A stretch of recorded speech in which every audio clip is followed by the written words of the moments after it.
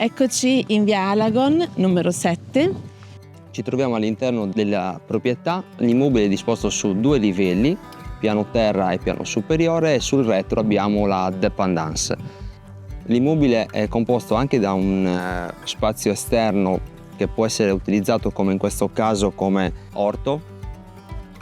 L'immobile al piano terra è composto da ingresso sul soggiorno, cucina, 2 camere da letto e un bagno.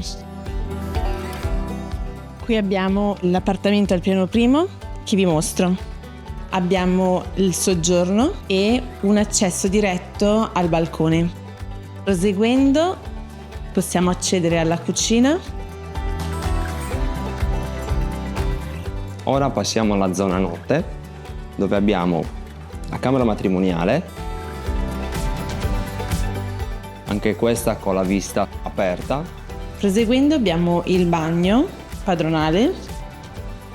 In origine era utilizzata come cucina, infatti abbiamo il camino. Eliminandolo si può tranquillamente realizzare una comoda cameretta per bambini. Completare l'appartamento abbiamo il bagno di servizio utilizzabile dagli ospiti.